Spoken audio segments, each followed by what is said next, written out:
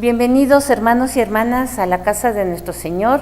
Estamos muy gozosos porque este día es el que ha hecho el Señor para que le alabemos, para que le glorifiquemos, para que estemos juntos adorando su santo nombre. Los invito para que estando en pie podamos hacer la primera oración. Bendito Dios, amoroso Padre, delante de tu presencia estamos, Señor. Queremos honrarte, queremos glorificarte. Perdona, Señor, nuestras debilidades, nuestras faltas constantes y ayúdanos, Señor, a permanecer cercanos a ti, corrigiendo nuestro camino, Padre, porque tú vienes pronto. Señor nuestro Dios, el día de hoy te entregamos este culto sencillo, Señor, devocional, pero con toda la intención, Señor, de que tu nombre sea ensalzado en nuestros hogares y aquí en tu casa. Bendito Dios, pedimos tu presencia para que todo te glorifique, Padre, para que no haya vanidad en nosotros, sino que realmente demos a ti la honra y la gloria porque solamente tú eres digno. Señor, oramos también rogándote que bendigas a Víctor, Señor, quien está manejando toda la tecnología, Padre, para que esto funcione. Bendícelo, Señor, bendice sus manos, su mente, Señor, sus ojos, y que eso también sea para honor tuyo. Bendice, Señor, a quien está acompañándonos en la música, Señor, en la participación en las ofrendas. Señor, nuestro Dios, delante de ti nos presentamos con gratitud, con gozo, con esperanza, porque tú eres nuestro Dios. Y a ti toda la honra, Padre, a ti toda la gloria. Bendición especial para tu siervo Lemuel, Señor, quien este día va a participar de forma especial con nosotros, con todo el acervo de conocimientos que tú le has dado. Señor nuestro Dios, aquí estamos. Somos transparentes, no podemos ocultarte nada, así que esperamos, nuestro Dios, tu presencia entre nosotros y que extiendas tu bendita mano sobre nuestras cabezas, Señor, y nos des de tu Santo Espíritu. En el nombre de Cristo Jesús iniciamos para ti. Alabado seas, Padre. Amén. Amén. Y bueno, hermanos, vamos a iniciar este devocional. Vamos a cantarle a nuestro Dios el himno maravilloso es el gran amor, que escrito fue por Carlos Wesley, y me da mucho gusto poder que podamos cantarlo. Son 4 estrofas muy, muy bellas y va a ser proyectado.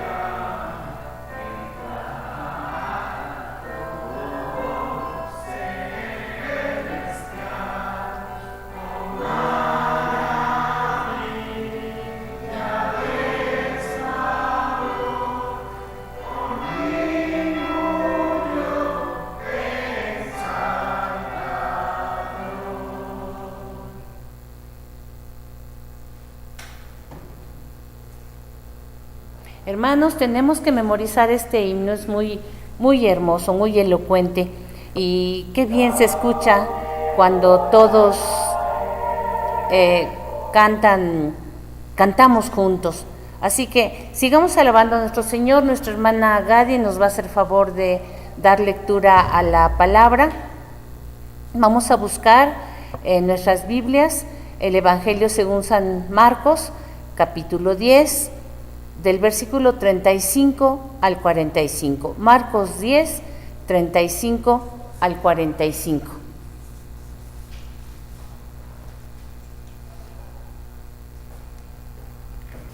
Así dice la palabra de Dios.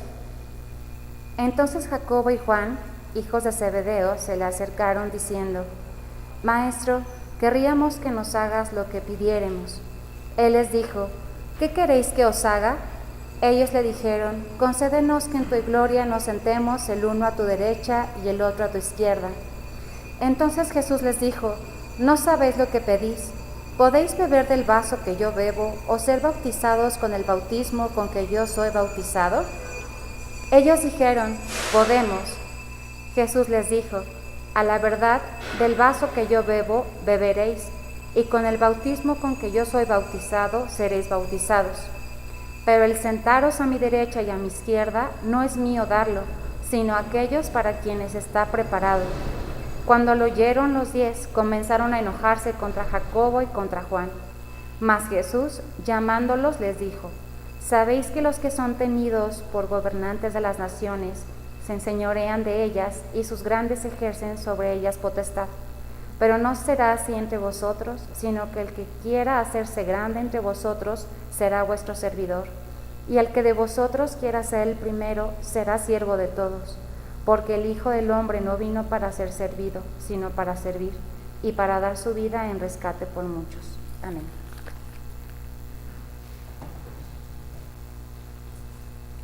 Amén. La palabra de Dios siempre nos habla directo al corazón, así que vuelvan a leerla en casa, hermanos, y compártanla con la familia. Ahora, hermanos, es para mí un enorme gusto, un enorme placer volver a presentar a ustedes a nuestro hermano Lemuel Reyes. Él es historiador por La Salle, y también él es pastor, y damos gracias a Dios porque en esta combinación el Señor le ha llamado este día y nosotros le invitamos para que nos hable sobre la Biblia de Gutenberg. Así que estemos atentos. Bienvenido, hermano Lemuel, pastor Lemuel. Gracias por aceptar esta humilde invitación. El tiempo es suyo.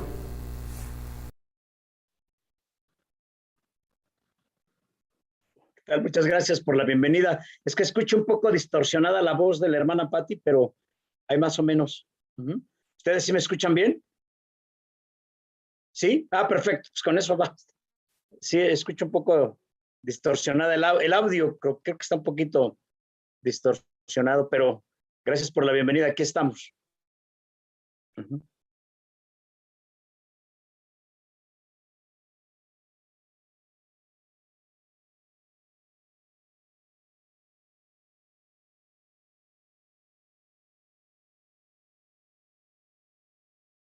Sí, hermana, sí la escucho ya la escucho mejor. Pues yo ya estoy listo. ¿Ya expongo? O sea, ¿ya inicio la exposición? A eso se refiere. Muy bien, perfecto. Pensé que íbamos a tener así el culto como la vez pasada, entonces no entendía si ya iniciábamos, ¿no? Pero ya me está autorizando nuestra pastora, la hermana Patti. Pues bien, entonces vamos a iniciar con la presentación de... ¿Perdón?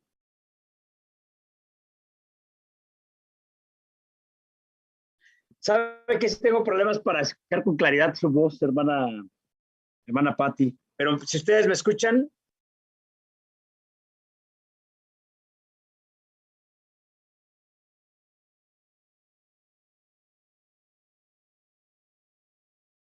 Sí, hermana, a ver, ¿quiere escuchar su voz nuevamente? O hermano Víctor, me decían algo porque no escuché bien. Perfecto, ya escuché un poco más claro. Muy bien. Pues vamos a iniciar. El propósito es exponer hoy la Biblia de Gutenberg a distancia y de forma virtual.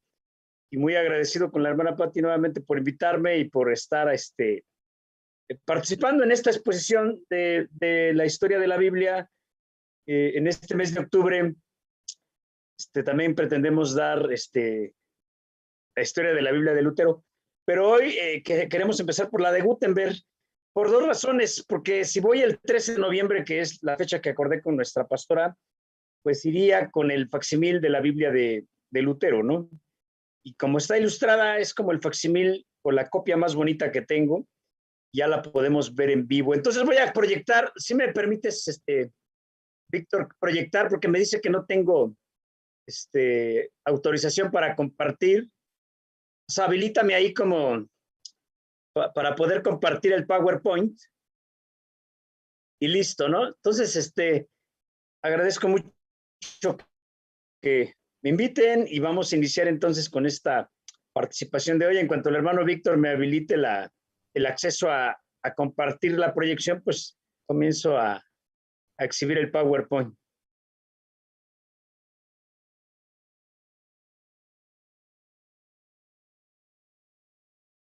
¿Listo? Muy bien, ya puedo compartir. Es excelente. Entonces vamos a compartir este PowerPoint que nos va a remitir a la exposición. Y bien, les decía que preparamos lo que se conoce como la Biblia de Gutenberg basado en los siguientes intereses. Entonces vamos a ir compartiendo los motivos que nos llevaron a preparar esta exposición o esta investigación. Y yo pues quiero compartir tres motivos principales que a través de la vida o de los años pues me llamaron la atención sobre esta Biblia e hice esta pequeña investigación, de la cual pues, he escrito un artículo que por ahí lo editó una revista, luego se los mando con la hermana Patti para que lo tengan en PDF, no tengo ningún problema. Y el primer motivo de esta investigación es, en el año 2018 se cumple el 550 aniversario de la muerte de Gutenberg, ¿sí? ¿Quién fue Gutenberg? El inventor de la composición tipográfica y la imprenta con tipos individuales móviles, y está considerado como el padre de la comunicación en masa, y en 1554 logra imprimir el libro o el primer libro impreso en Occidente, que es la Biblia, ¿no? ¿Y qué Biblia? La Vulgata Latina, ¿sí? Curiosamente, el segundo motivo se conecta con ese. Desde la secundaria y la preparatoria yo escuchaba maestros de historia o de cultura o de humanidades que me decían que el primer libro impreso en el mundo había sido la Biblia, pero nunca me dijeron cuál. Ellos decían, el Gutenberg lo primero que imprimió fue la Biblia, pero nunca comentaron qué Biblia fue, ¿no? No sé si les pasó lo mismo a ustedes. Este dato lo tuve que descubrir después, y es la Vulgata Latina, el primer libro que se imprimió en Occidente. Y el tercer motivo es porque con los libros, a mí me llaman la atención los libros, me gustan mucho.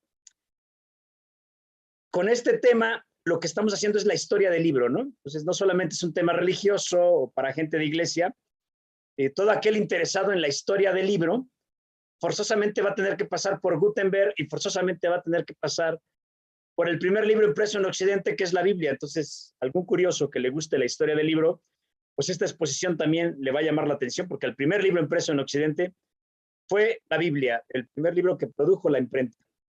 ¿Sí? ¿Sí me escuchan, hermano Víctor? ¿Vamos bien? Sí, vamos bien. Muy bien. Vamos a pasar a la siguiente diapositiva y ahí quiero llamar su atención o captar su atención de cada uno de ustedes con el siguiente tema, ¿no? Antes de la imprenta, ¿sobre qué soportes se sostenía la Biblia, ¿no? Soportes de la Biblia anteriores a su existencia como texto impreso. ¿Cuál es el soporte? Y curiosamente, ustedes pueden decir, antes de cualquier soporte, un cuaderno, un libro, un soporte electrónico, hoy tenemos la Biblia hasta en el celular, eso es un soporte.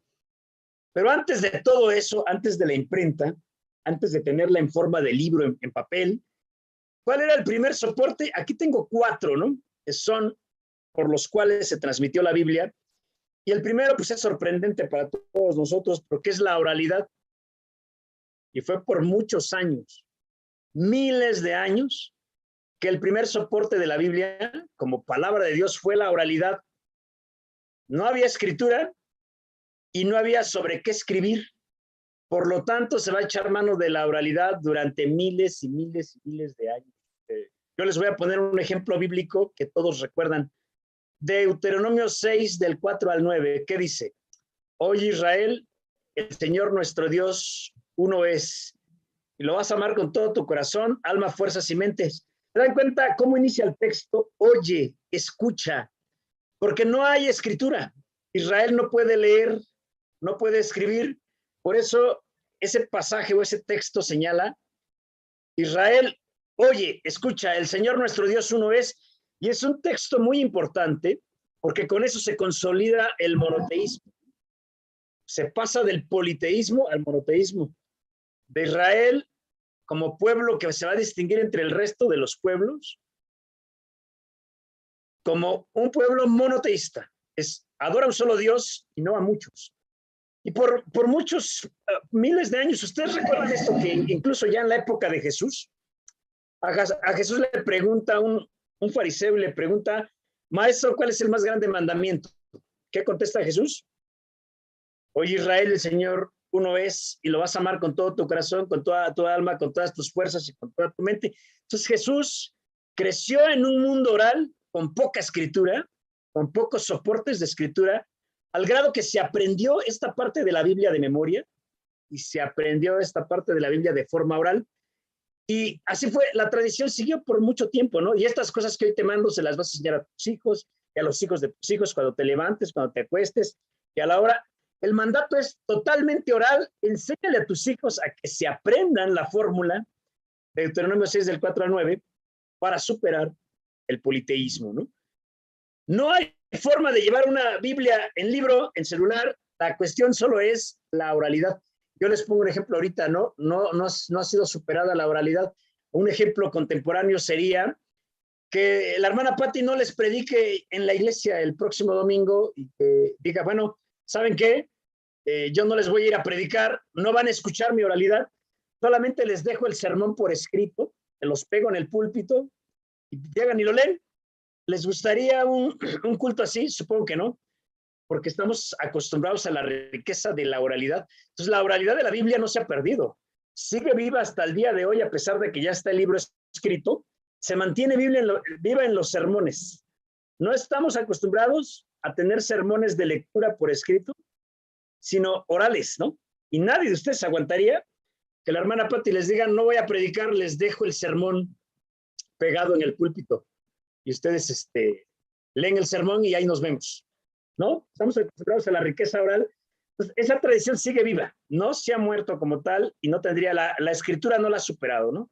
Y por supuesto, en nuestra vida cotidiana la oralidad sigue sobresaliendo por encima de la escritura.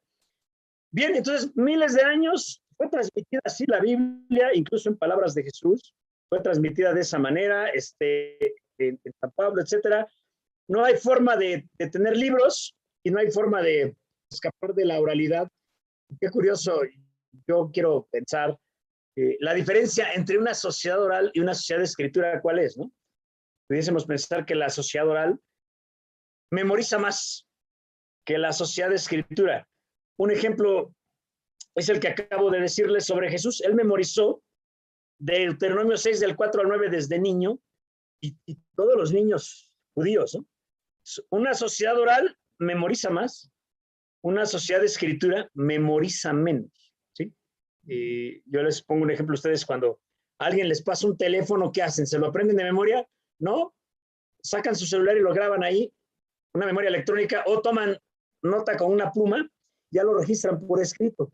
Pero en la época oral, la memoria tenía un alto rendimiento y eran personas con una calidad de memoria muy amplia y muy bendecida. Tanto es que la Biblia se transmitió por miles de años de forma oral. Hay un biblista que ustedes tienen que se llama Gonzalo Vázquez Camargo, que más o menos señala que la Biblia se comenzó a poner por escrito, o se terminó de poner por escrito hacia el año 300 antes de Cristo, el Antiguo Testamento, ¿no? Pero que el proceso fue muy poquito, apenas un rollo, apenas un libro, y así, por pedacitos, se fue poniendo por escrito, pero por miles de años circuló de manera oral. Otra cosa que rescatamos, en el mundo oral, cuando la Biblia circulaba de manera oral, no hay forma de decir cuántos libros conformarían el Antiguo Testamento y cuántos el Nuevo. Hoy es fácil, ¿no? 27 libros conforman el Nuevo Testamento y 39 el Antiguo, para protestantes. Para católicos, 39 de Antiguo más 7 de deuterocanónicos y 27 del Nuevo Testamento, para católicos. En el mundo oral no existe el canon, es una etapa precanónica y nadie dice, mira, estos son los libros que son la palabra de Dios. Eso no existe. La noción de cuántos libros conforman una Biblia no está presente. Eso es prácticamente de principios del primer siglo, cuando empieza a conformarse lo que es un canon, un conjunto de libros que va a normar cuántos van a ser el Antiguo Testamento y cuántos van a ser el Nuevo, por ahí del año 95 después de Cristo en Jamnia. Entonces, la etapa oral tiene todos esos criterios, esas características muy interesantes. El siguiente soporte que nosotros tenemos antes de la invención de la imprenta, otro soporte contenedor de la Biblia, es el papiro. Después el pergamino y después el códice. Brevemente, un poquito del papiro, ¿no? El papiro, curiosamente, se daba junto al río Nilo, junto al mar Mediterráneo.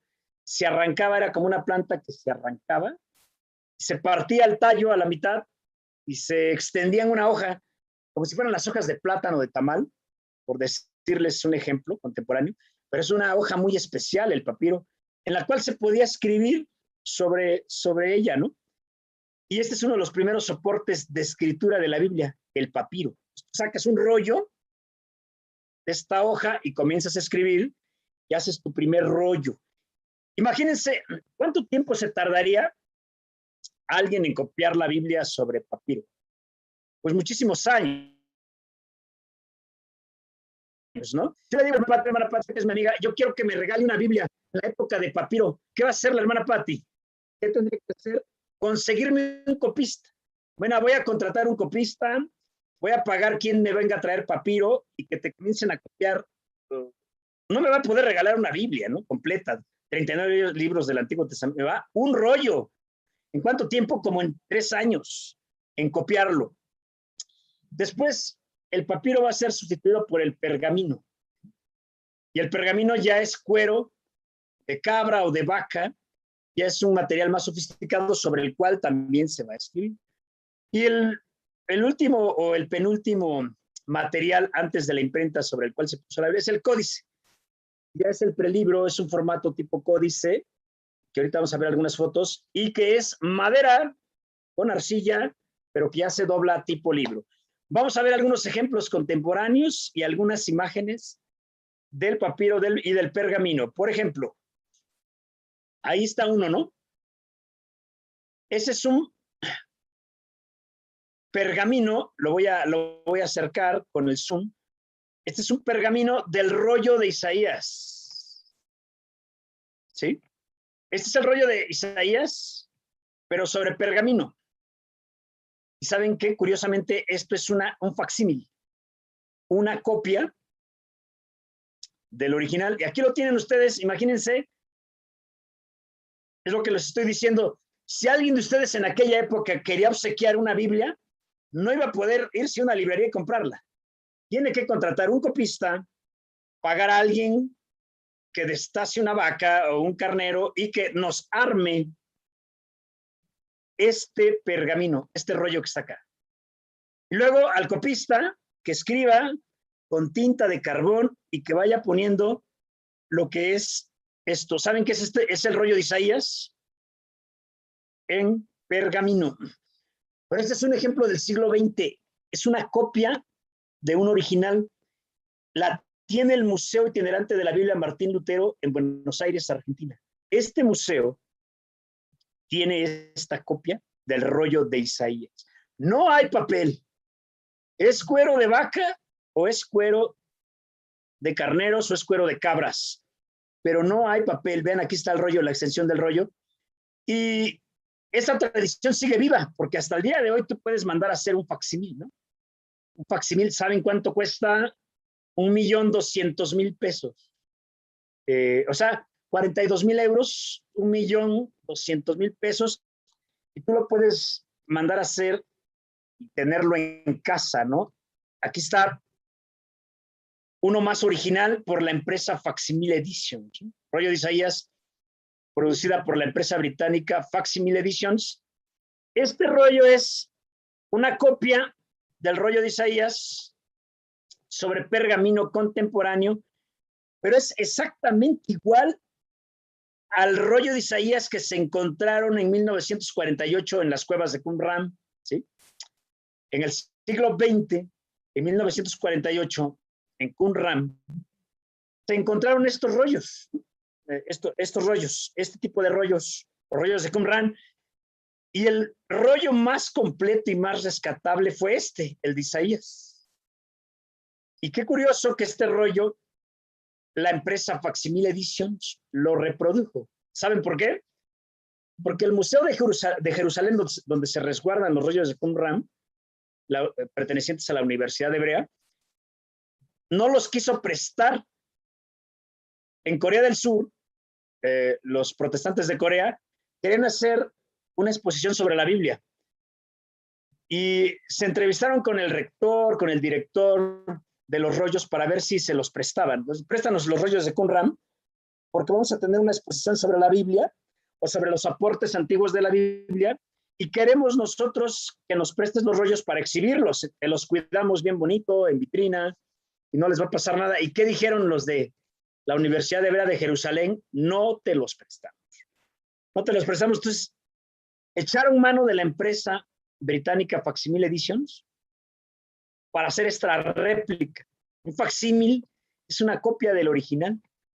Entonces nosotros podemos adquirir hoy por 1,200,000 pesos, mandar a hacer una copia del rollo de Qumran. El Museo Maná de la Ciudad de México, como es de los protestantes y somos una pulga, no tiene un rollo de esta calidad o de estas características, ¿no? Pero los museos en Estados Unidos mandan a hacer estas réplicas. Entonces, a partir de esta negación de no prestar los originales que están en Jerusalén, esta empresa hoy reproduce este tipo de rollos sobre cuero de vaca blanca y los va haciendo. Así que si algún día tenemos un museo de calidad, será más que necesario mandar a hacer este. Pero si ustedes me preguntan, bueno, muy bien, se encuentran los rollos de Qumran en 1948, que nos ilustran cómo se escribía la Biblia en soportes antiguos como el pergamino. Aquí está el rollo de Isaías. Este rollo es muy importante porque Jesús leyó el rollo de Isaías en la sinagoga. ¿Sí recuerdan esa cita? Decía, el Espíritu de Dios está sobre mí. Esta es la parte que leyó Jesús y este fue el rollo. Entonces, Jesús no tenía una Biblia de papel ni en soporte electrónico como nosotros. Accedió a este tipo de Biblias en rollo y no la tenía en su casa, ¿verdad? ¿Dónde la tenía? En la sinagoga. Entonces, no tenía una Biblia en casa como nosotros y tenía que ir a consultar el rollo en la sinagoga, ¿sí? Cuando hablamos de libros de la antigüedad, nos remitimos a que los libros estaban en formato tipo rollo, en papiro o en pergamino. Pero en estos formatos, en este tipo de materiales, comenzó a ponerse por escrito la Biblia, como palabra de Dios. En este tipo de materiales comenzó a ponerse el texto. Bien, ahora el siguiente ejemplo que les quiero poner es que esta tradición no está muerta. Ustedes podrían decir, bueno, esta tradición ya murió, ya no se hacen copias. Pues claro que no, sigue viva. Sebastián Grimberg es un copista, un sofer, está copiando la Torá, es judío y está copiando la Torá sobre pergamino. A pesar de que ya hay papel y hay imprenta hoy, en el siglo XX, tienen ustedes, este sofer, este copista, Sebastián Grimberg, está haciendo una copia de la Torá, de la Biblia, en hebreo. ¿Por qué? Porque para la tradición judía, que la Biblia esté en rollo, y sobre pergamino, cuero de vaca blanca es muy importante. Ahí lo tienen. Entonces, esta tradición no ha muerto y nos ilustra muy bien cómo se copiaba la Biblia. Entonces, imagínense cuánto tiempo se tarda Sebastián en copiar la Biblia, en copiar la Torá, ¿no?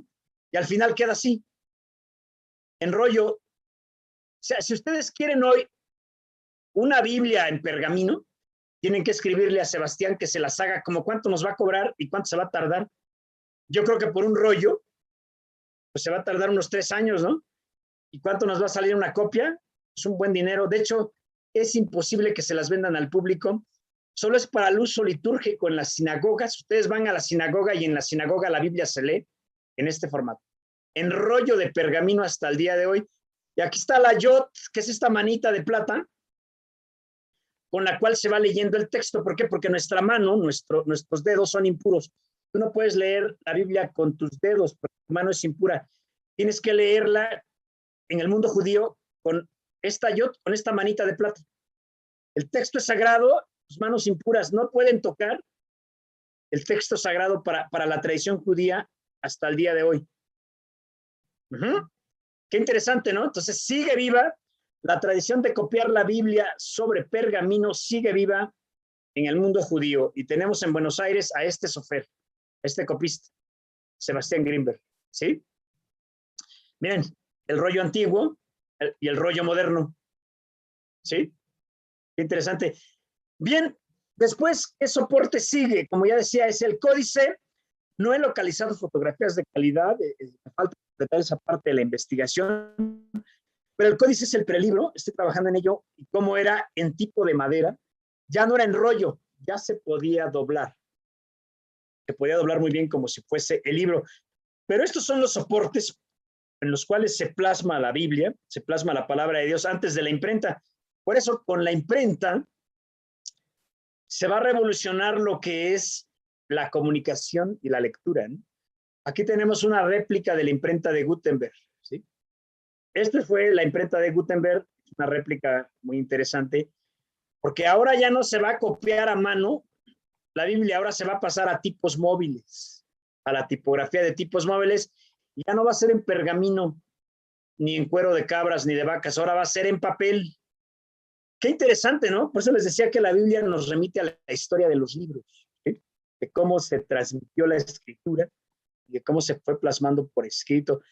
Y esta réplica está en el Museo de Maguncia, en el Museo de Gutenberg en Alemania, porque Gutenberg nació en Maguncia, y él es el inventor de la imprenta, es Gutenberg, ¿sí? Y él dice, vamos a pasar esto que está en rollo, y que está en cuero de cabra o de vaca, lo vamos a pasar a papel, y ya no va a ser a mano, ya no va a ser a mano, va a ser con la tipografía, ¿sí? Con los materiales o con los tipos móviles. De esta forma vamos a conectar o vamos a crear o fabricar ahora lo que es el libro. Ya no va a ser en tipo rollo, sino en tipo libro. Aquí está el monumento de Gutenberg y la catedral en Maguncia, Alemania. Es el monumento a Gutenberg. Creo que vamos a ver qué trae en la mano. ¿Qué trae en la mano este? Si alguien va a Alemania, va a Maguncia hoy, pues se va a topar con este. Vean lo que trae aquí. El monumento de Gutenberg. Aquí trae la Biblia, porque es el primero que logró imprimir la Biblia en papel y en forma de tipo libro, ya no en rollo, por primera vez en Occidente. ¿Saben cuándo? 1454 en Maguncia, Alemania, al inventar la imprenta. ¿Pero fue solo Gutenberg y ya? Por supuesto que no. Hay personalidades en torno a la edición de 1454. El imaginativo técnico impresor Johannes Gutenberg, ¿no? Él hace los tipos móviles, la máquina de la imprenta, pero hay un tipógrafo y cajista que se llama Peter Schoeffer. Y 3, el comercial y financiero Johannes Fuchs, el que financió la imprenta, ¿no? En 1454 por primera vez. Como hasta hoy un libro no se hace solo, ¿no? Hay alguien que lo escribe, otro que lo va a pasar a la máquina, otro que lo va a imprimir y otro que lo va... ¿Alguien ha ido hoy a visitar una imprenta? Les recomiendo que vayan a visitar cómo se imprime hoy un libro. Es una experiencia fabulosa y maravillosa. y comparan la época de Gutenberg con la de hoy. Por supuesto, en México tenemos muchas imprentas. ¿Y cuándo llegó la imprenta antigua a México? Esa es otra tarea, ¿no? ¿Qué libro se imprimió por primera vez en México? Esa es otra tarea que después, en su momento, por supuesto, podemos hablar un poco de ello o un poco al respecto. Bueno, no solamente es Gutenberg, son tres personalidades más, ¿no? El financiador, el tipógrafo y el inventor, que es Gutenberg. Y la primera Biblia fue en 1454, pero hay otras personalidades. El asesor teológico, el párroco Heinrich Gunther, ¿sí? Los impresores, Bertolt Ruppel y Heinrich Pfeffer. ¿Dónde aprendió Gutenberg la idea de hacer una imprenta? De joven, Gutenberg en Maguncia no había trabajo, ¿no?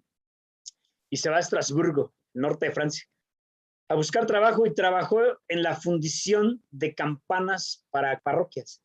Ahí vio cómo se fundían las campanas de la parroquia, pero también en fábricas de papel. Y se dio cuenta cómo se fabricaba el papel. Dice, ahora, ¿cómo podemos pasar la Biblia al papel que salga del códice? Porque él la tenía en códice. Y pasarla al papel, que ya dije que es códice, madera, tipo libro, y que se dobla en forma de libro. Gutenberg aprendió el oficio del pulidor de piedras preciosas, orfebre y joyero. De hecho, el papel proviene de la madera, ¿no? Entonces ya había visto él eso, ¿no? Y era orfebre, era joyero, entonces tenía las bases para ir tratando de armar la imprenta. Y aquí hay un facsímil, es el que yo tengo, tomado de la biblioteca de la Universidad de Gotinga. ¿Cuántos imprimió Gutenberg?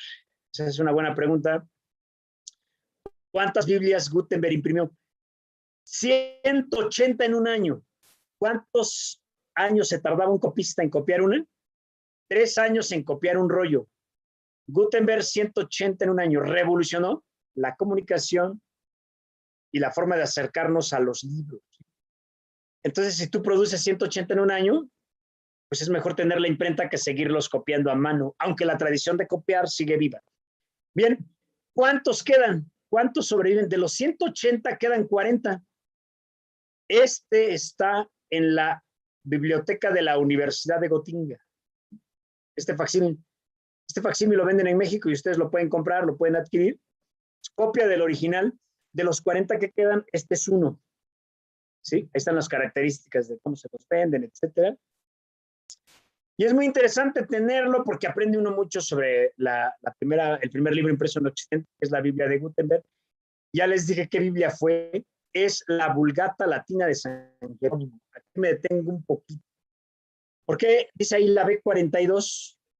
Porque se imprimieron 2 formatos. Esto es latín y esto es la Vulgata Latina, ¿no? La B42, si ustedes cuentan las líneas de arriba hacia abajo o de abajo hacia arriba, tiene 42 líneas. Pero también hay B de 36 y luego fue mejorando la imprenta y llegó a tener B32. O sea, Biblias de 32 líneas, porque fue mejorándose mucho, mucho, mucho. Pero la primera fue esta, la B42, 42 líneas. Y es muy bonita porque este facsímil, si se lo compran, vamos a acercar aquí, lo van a poder ver, visualizar.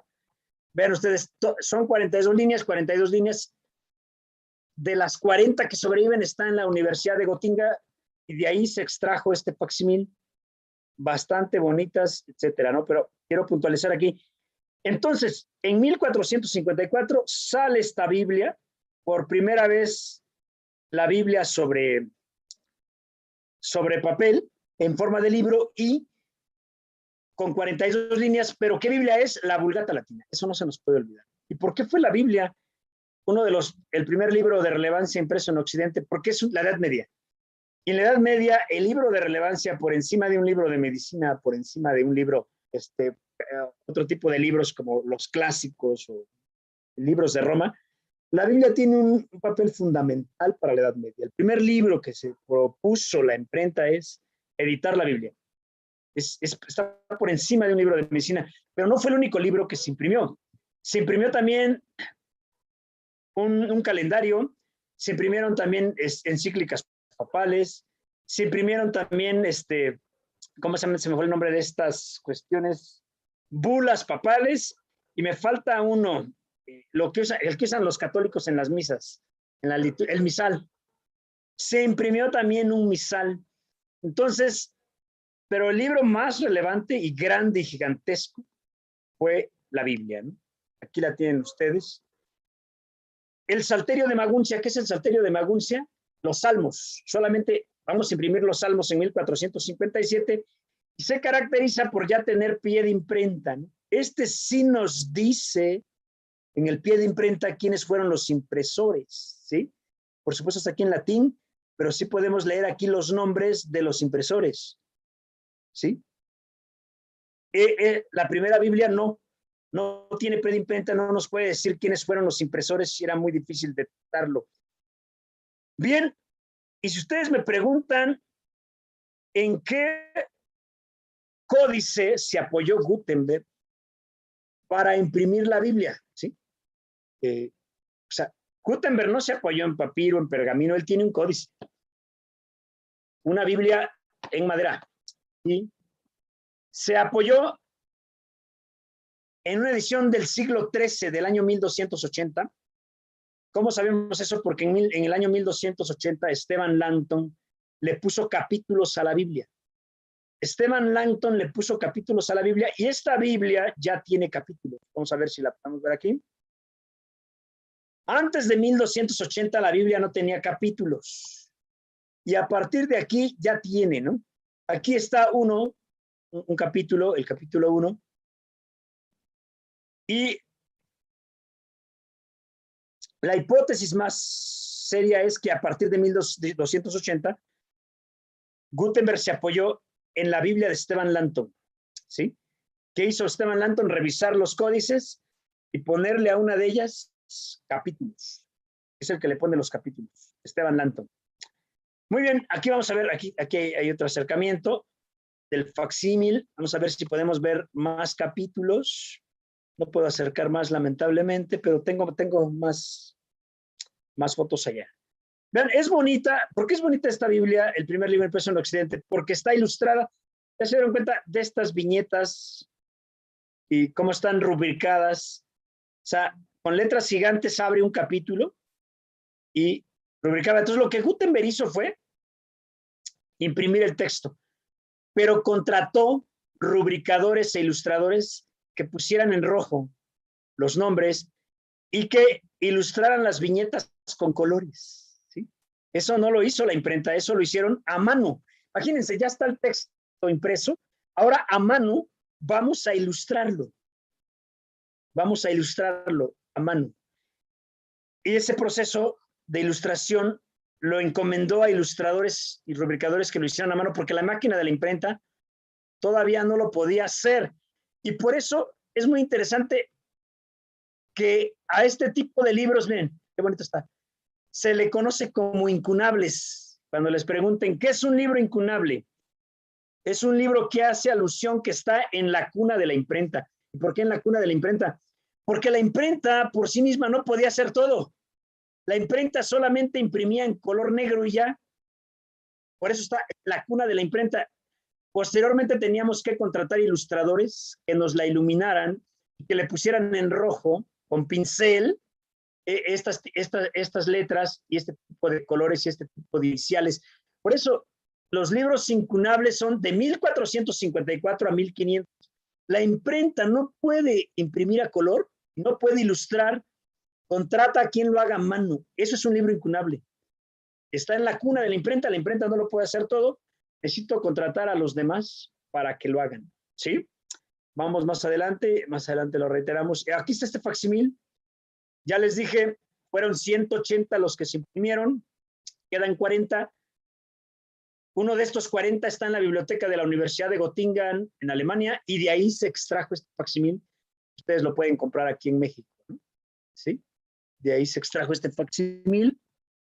Vamos a verlo más a detalle y otros datos más que podemos complementar. Por ejemplo, aquí hay una fotografía. Ustedes pueden, si no se compran el facsímil, está colgado en internet en Gutenberg Digital. Así lo buscan, Gutenberg Digital. Y pueden descargar fotos. Aquí está, fotografía de la Biblia Vulgata Latina de Gotinga. Muestra la imagen de Génesis capítulo 1, iluminada, ilustrada y rubricada. Eso es lo que voy a profundizar un poquito con ello. Vean ustedes. Aquí está el título, ¿no? Génesis, acá arriba. Esto no lo hizo la imprenta, lo hizo un rubricador a mano. A mano se encargó de poner en color rojo la palabra Génesis.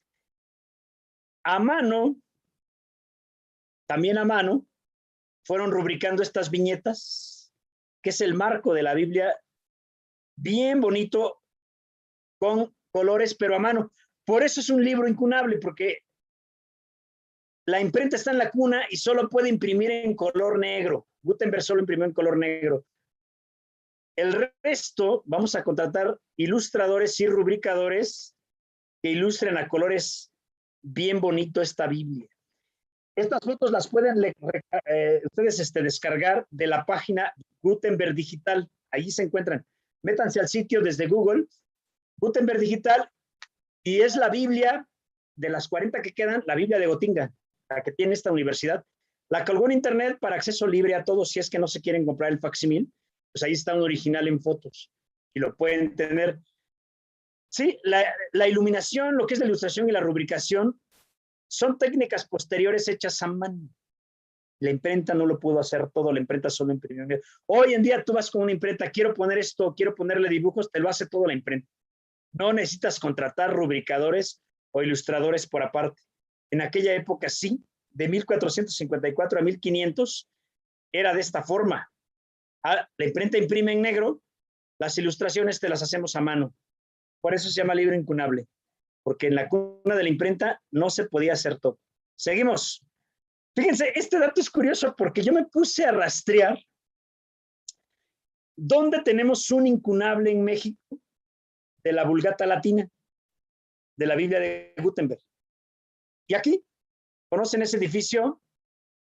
Es el edificio Carolino del Espíritu Santo en Puebla, en el centro. Y esta es la biblioteca José María Lafragua.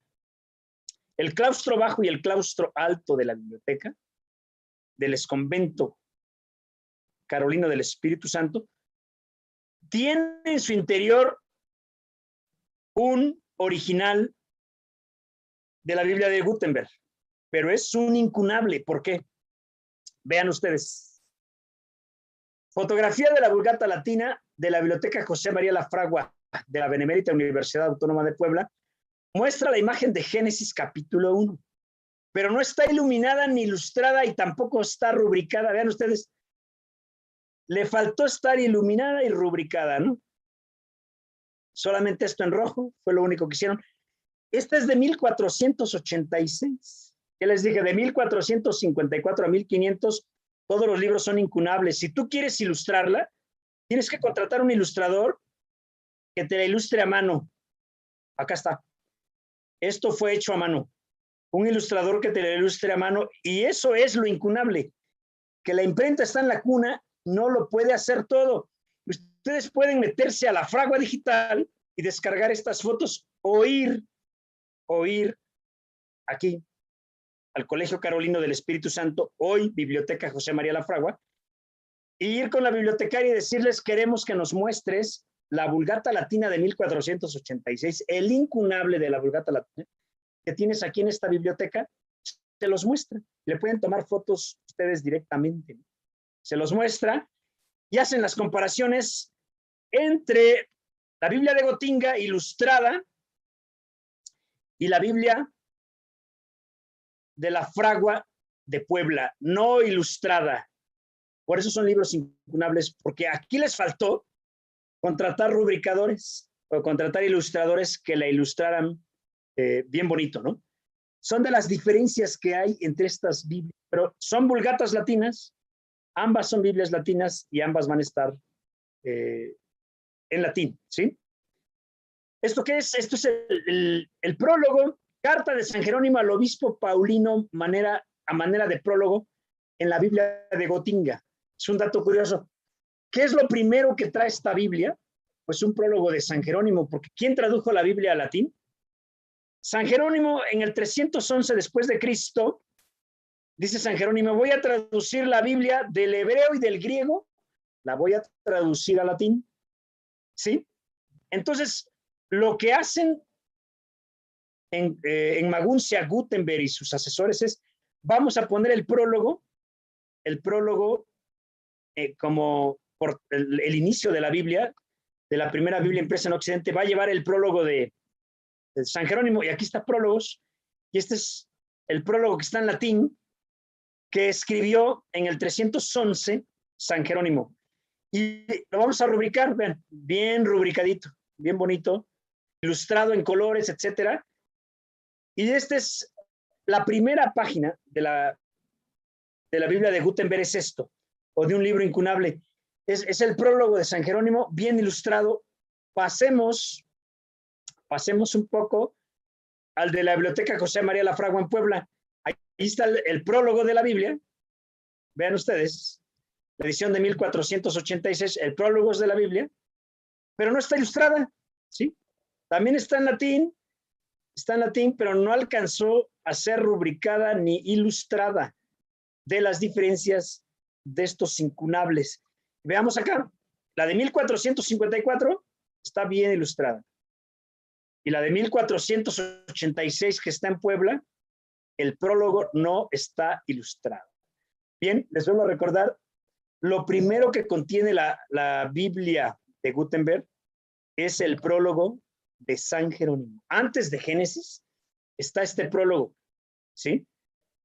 Después ya viene el primer libro, que es Génesis. Es San Jerónimo quien tradujo la Biblia sobre códice, no sobre papel, en el 311 antes de Cristo. Y es Gutenberg quien la va a imprimir sobre papel, ¿sí? Quien la va a pasar al papel. Bueno, aún no quiero terminar, todavía tengo algunos pequeños datos que señalar, que puntualizar y que decirles. Bueno, ¿por qué es importante conocer la Biblia de Gutenberg? Además de lo que ya dijimos o lo que ya señalamos. Porque la Vulgata Latina va a ser la Biblia que van a usar los católicos hasta el siglo XX, ¿no? Por ejemplo, los protestantes, Lutero desde 1534 ya está traduciendo la Biblia al alemán, ¿sí? Va a traducir la Biblia al alemán y el pueblo de habla alemana va a poderla leer en su idioma. Casiodoro de Reina en 1569 la está traduciendo al español, que fue la conferencia pasada a la que me invitaron. Y por supuesto al francés Olivetan, el primo de Calvino, en el siglo XVI. Los católicos van a permanecer con esta Biblia, vean ustedes, con esta Biblia. ¿Saben hasta cuándo? Hasta 1968 el Concilio Vaticano II por primera vez les va a autorizar a los católicos traducir la Biblia y leerla en su idioma, traducirla completamente al español. Por ejemplo, al español, la primera Biblia al español por autorización del Concilio Vaticano II es la Nácar Colunga, ¿sí? Entonces, esta Biblia es muy, muy importante, porque mientras Lutero, Casiodoro de Reina tradujeron a idiomas como es el alemán y el español, en el mundo católico, la contrarreforma con el Concilio de Trento no permitió la traducción de esta Biblia, y los católicos van a ser fieles a la Biblia en latín, a las misas en latín, hasta 1968. Va a cambiar la cuestión. Y por primera vez les dicen, ahora ya podemos leer la Biblia en nuestro idioma, pues hay que traducirla. Y la Nácar Colunga fue una de las primeras traducciones autorizadas por los católicos. Es un ejemplo. Si desde 1569 los protestantes evangélicos de habla hispana ya leemos la Biblia en español, los católicos van a 400 años después, 1968, ¿no? A varias personas me han dicho, llegamos tarde a la Biblia, católicos, o sea, apenas ayer nos permitieron leer la Biblia a ustedes desde el siglo XVI, desde 1569, nosotros seguíamos con la Biblia en latín hasta 1968. Pero también es muy rico y muy interesante saberlo, este dato, ¿no? Hoy los católicos ya leen la Biblia, sobre todo la Biblia latinoamericana, que es la que más tienen, pero antes de 1968, esta era la Biblia que se usaba, la Vulgata Latina, y no podía leerla el pueblo en lengua vernácula. Los protestantes desde el siglo XVI. Es un dato muy interesante, ¿no? Entonces, hoy ya los católicos leen su Biblia en lenguaje vernáculo, pero es esta, ¿no? Es un dato fundamental para que no se nos pase y para que nosotros lo podamos tener. Y vuelvo a remitir el asunto, ¿no? Estudiar la historia de los libros forzosamente nos remite a la Biblia de Gutenberg. Forzosamente nos va a remitir a esta Biblia. No podemos escapar a aquellos que les interese leer la historia de los libros, cómo se hacía un libro, cuál fue el primer libro impreso en Occidente. No podemos escapar de ver que fue la Biblia de Gutenberg, 1454. Esta es la portada del facsímil. Ustedes se pueden comprar en librerías aquí en Ciudad de México. 1454, edición facsímil, copia del original. Ustedes lo pueden tener por la editorial Taschen. Y es así como nosotros podemos tener este facsímil. Para los que aman los libros, pues tener una copia del original o echarle el ojo en Gutenberg digital o ir a Puebla a ver un incunable como el que ya revisamos, pues es fundamental. Entonces, cuando leemos o cuando vemos la historia de los libros, nos remitimos forzosamente a la Biblia de Gutenberg. No es un tema solo para religiosos y no es un tema solo para los que se reúnen en domingo en iglesias. Para todos aquellos que nos gustan los libros, que aman los libros, este tema de la Biblia de Gutenberg es fascinante, ¿no? Nos va a llamar bastante la atención. Cierro hasta aquí. El 13 de noviembre que nos veamos en vivo, voy a llevar lo que es la Biblia de Lutero para que ustedes la puedan tener de forma presencial, de forma viva. Entonces, si hay preguntas y comentarios, vamos a las fuentes rápidamente. Aquí están las fuentes. ¿En dónde me apoyé yo para hacer esta presentación y esta investigación? Además de ir a tomar las fotos a Puebla y de revisar lo que hay en las páginas web. Este es un libro que yo les recomiendo. Estos dos están en nuestro idioma. El arte de imprimir, de Luz María Rangel Alanís, librazo, ¿no? Salió apenas en el 2020. Es un texto de 600 páginas, pero es muy enriquecedor. Hecho por una mexicana. Es la tesis doctoral que hizo en la Universidad de Barcelona y lo edita la Universidad Iberoamericana, este librito. Se lo recomiendo ampliamente.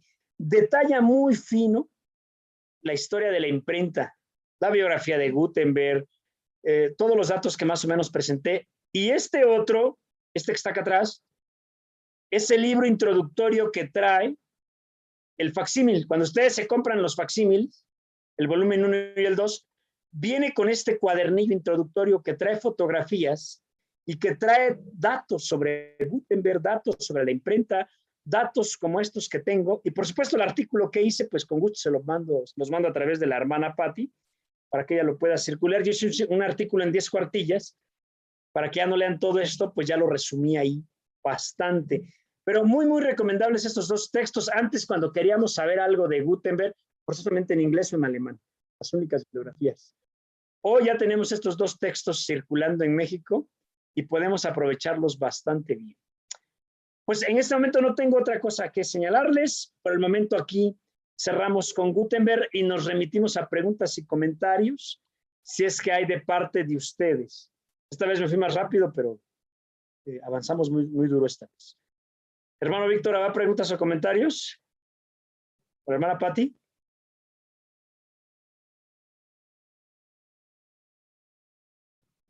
Estoy escuchándolos muy, muy poquito, están muy distantes, ¿o qué? ¿Del micrófono o algo?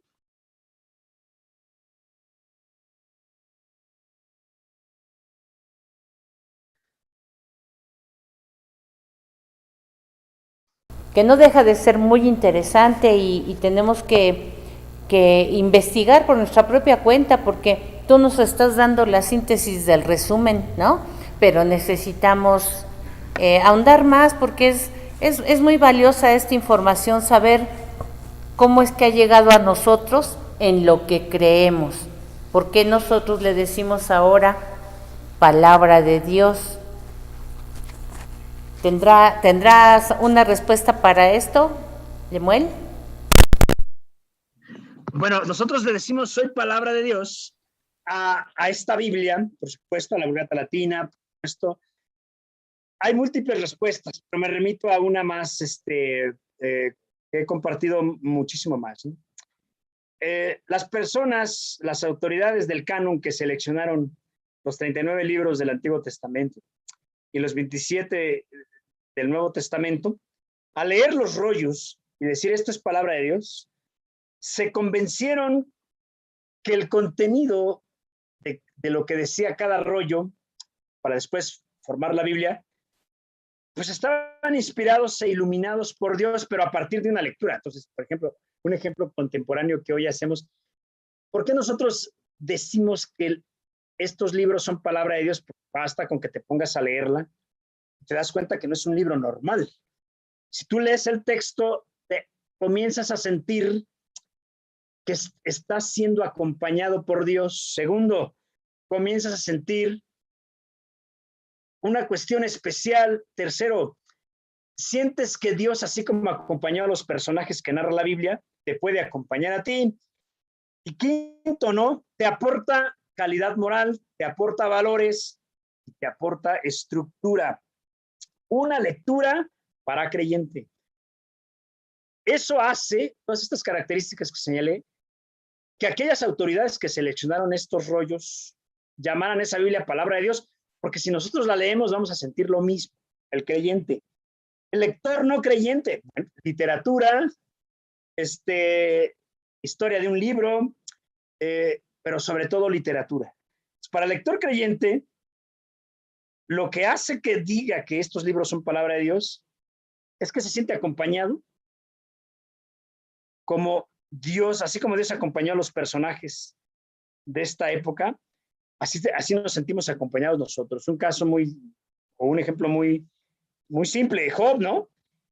En su enfermedad, él sabe que el único que lo acompaña, ¿quién es? Es Dios. Si nosotros estamos enfermos y leemos Job, bueno, alguien que se pone a leer Job y revisa las crisis que tuvo, y si está enfermo y si está en crisis, se va a dar cuenta que puede ser acompañado por Dios como lo fue Job.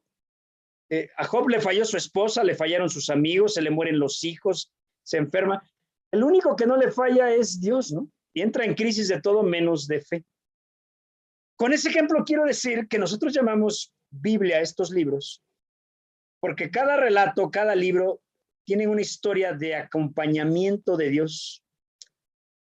Y así nos podemos nosotros identificar con ellos, sentirnos acompañados por Dios, al igual que estos personajes y estas narraciones especiales que están aquí, que no se han vuelto a narrar nunca más y que no se pueden volver a narrar. Se pueden reinterpretar. Y eso es una de las respuestas que yo tengo. Por supuesto, hay más que podemos compartir. Pues ahora que vaya en vivo con la Biblia de Lutero, ya podremos irlas compartiendo de frente. Lemuel, porque, bueno, entendiendo que todo este proceso por el cual fue pasado, que no has ahondado en otros procesos, pero todo es muy largo, es muy largo. Y sí, como dicen los que saben, que es el libro que más se ha vendido en el mundo, pero tristemente también es el menos leído. Muchas gracias Lemuel por tu esfuerzo y por tu generosidad al compartir tu conocimiento, y seguramente lo que dices, que ahora en noviembre que nos encontremos cara a cara, seguramente podrás animar a los hermanos a que saquen sus dudas, aprovechando que estás con nosotros. Gracias, Lemuel. Vamos a continuar a dar cierre a nuestro culto y al final nos saludamos fraternalmente. Hermanos, hermanas, los invito para que, estando de pie, los diezmos, las ofrendas, con gratitud, porque eso es lo que el Señor espera de nosotros. Invitamos a Joel para que nos haga favor de tomar el alfolí. Él nos va a apoyar desde abajo, Joel. Sí, porque estamos abajo, sí. Entonces vamos a unirnos en el versículo de Corintios, hermanos. Cada uno dé como propuso en su corazón, no con tristeza o por necesidad, porque Dios ama al dador alegre. Amén. Amén. Demos gracias al Señor, demos gracias por su amor. Demos gracias al Señor, demos gracias por su amor. Por las mañanas las aves cantan sus alabanzas a Dios el Creador. También nosotros a Él cantamos y alabamos a Cristo el Salvador. Amén. Oramos con nuestro hermano Joel. En nombre del Señor Altísimo, en el nombre de Cristo Jesús, gracias Señor, gracias por este día, gracias por un día más de vida, Señor.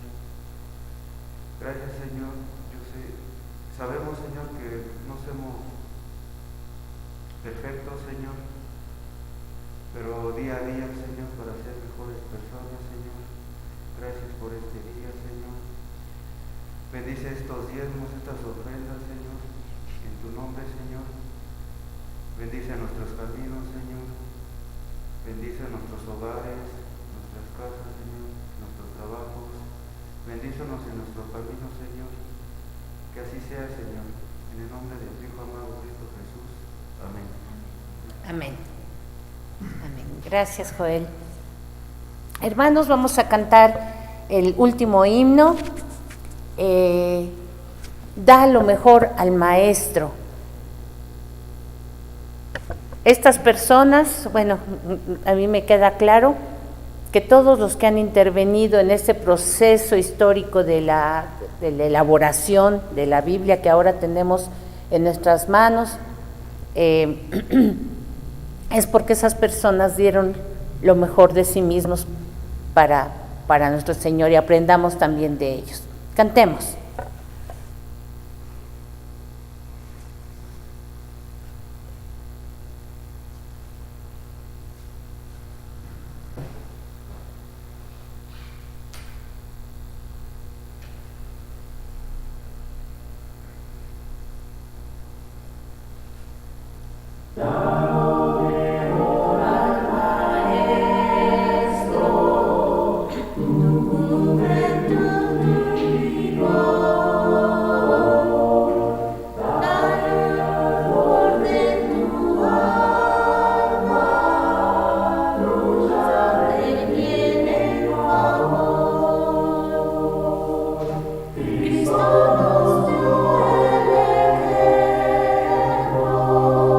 Sí.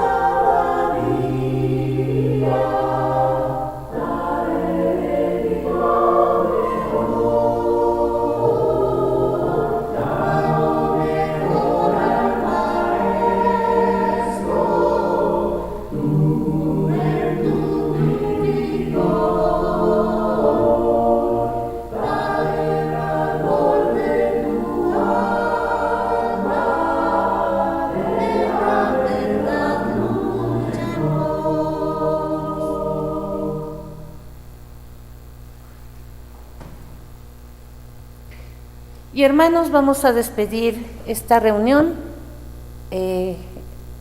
con la bendición de nuestro Dios, pero también incluiremos unas necesidades que han lastimado a nuestra congregación esta semana. Oremos.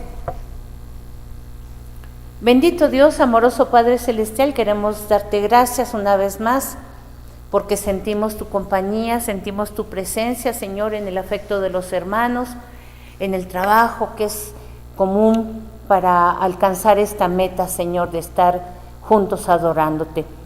Te damos gracias, Padre, por la vida que tú nos has prestado para este día.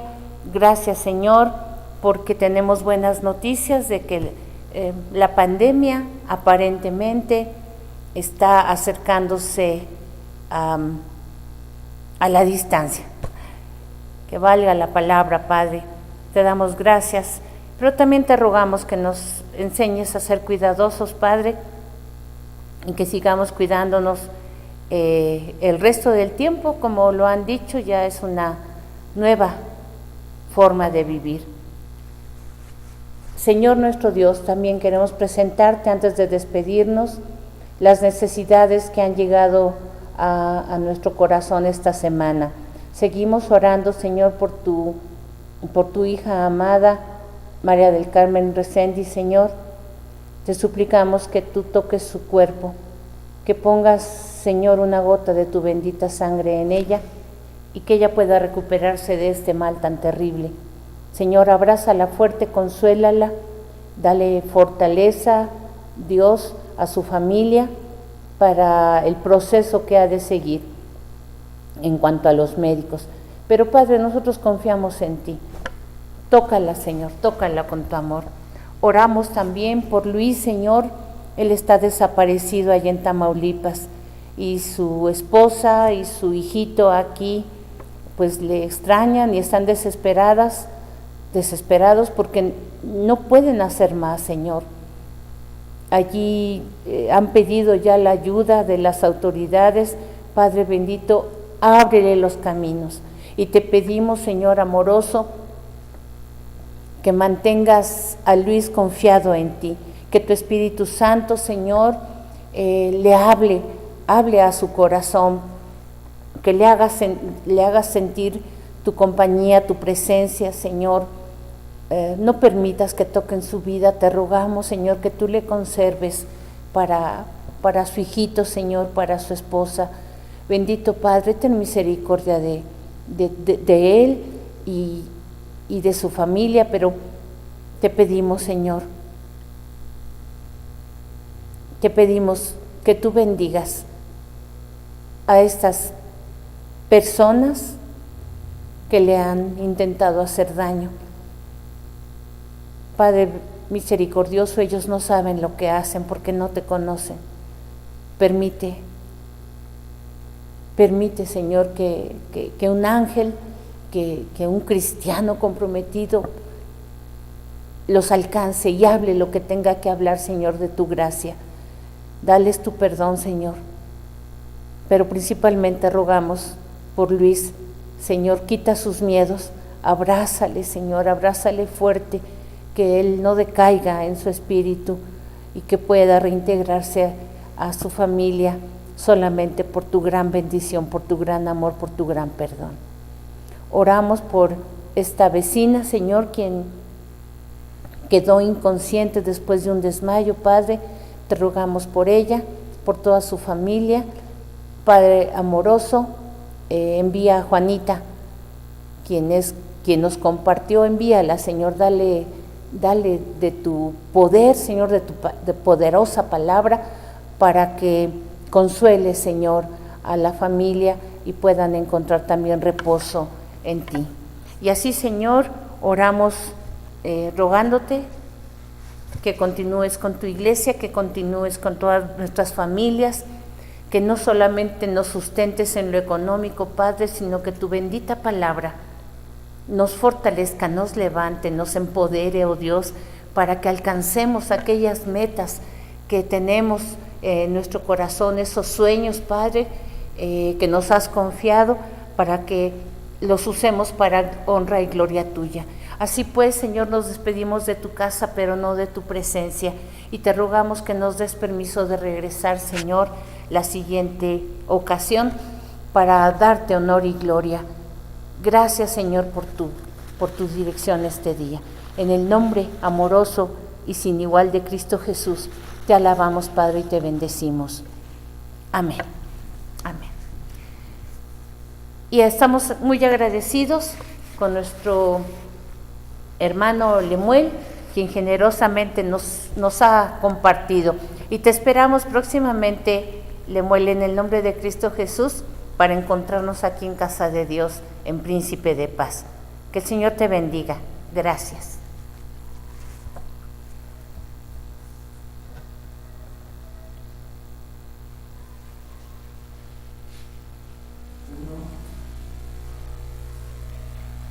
Amigos y hermanos, si después de haber presenciado este culto, tú sintieras el llamado de Dios para una reconciliación con Él,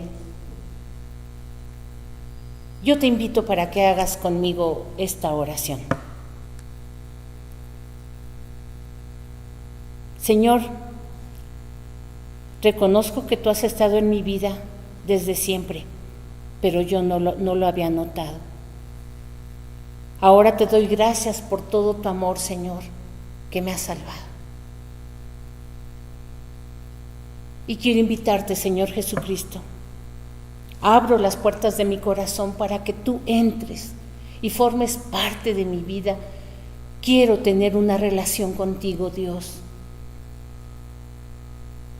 Te pido que perdones mis muchos pecados. Yo me arrepiento de todos ellos y quiero que vengas a limpiar mi vida y a morar en mi corazón. Dame una nueva vida, Señor. En el nombre de Jesús te lo pido, tu Hijo amado, mi Salvador. Amén.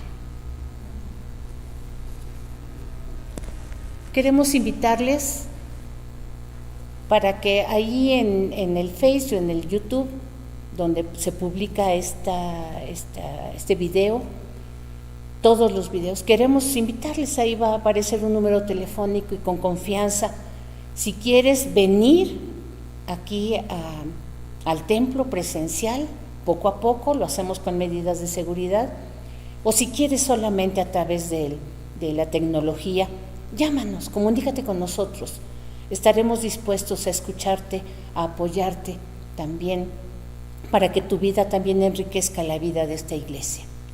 Gracias.